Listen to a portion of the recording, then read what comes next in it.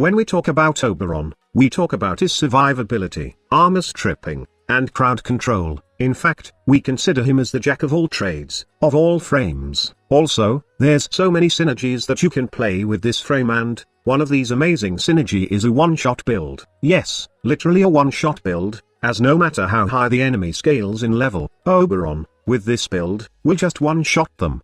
To play this Oberon one-shot build, you need 3 things. An Oberon build which has good amount of duration and range, as we will be using his Hallowed Ground ability for this one. A dagger with covert lethality, preferably RAKTA Dark Dagger, for more survivability. And lastly, the NARAMON Focus School. The main reason why we need this school is not for the increased combo counter duration, but for its executing dash, which opens up enemies to finisher damage. Now, you might say, that's too much work, squad leader, just use Ash Fatal Teleport. Well, as you know, I'm a meta breaker, and I always want you guys to have fun playing this game, giving you efficient builds that you can have fun playing with, and this is just one of them. So basically, using this build is pretty simple. You will need to cast Hallowed Ground, for crowd control purposes, and then, dash through an enemy, and then finish them off with your dagger. The good thing is, RAKTA Dark Dagger does give you overshields, which pretty much adds to your survivability, especially if you put lots of shields on your build, plus the adaptation mod.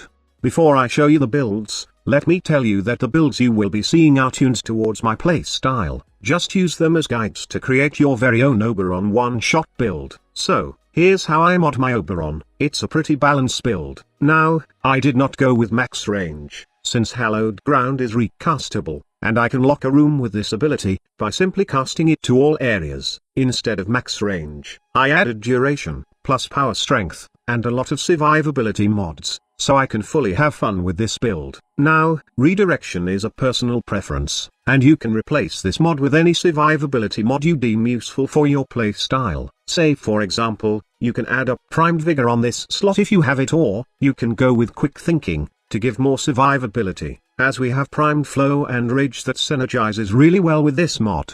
The RAKTA Dark Dagger build is pretty straightforward. You just add a lot of damage, like the covert lethality mod, to increase your finisher damage. For some, they may not like finishing touch, as this one-shot build is already overkilled, but I like overkill, so I added it anyway. In addition, I added a lot of attack speed mod on my setup, mainly because I want the animation to be faster. The amount of time you kill an enemy is crucial, especially in endurance runs, so it's best that you use a lot of attack speed mod.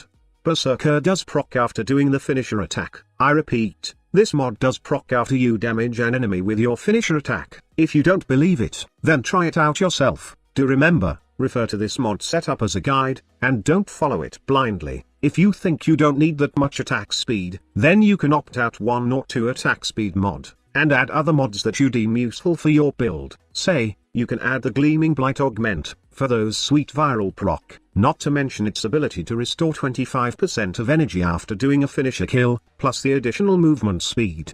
The choice is really up to you.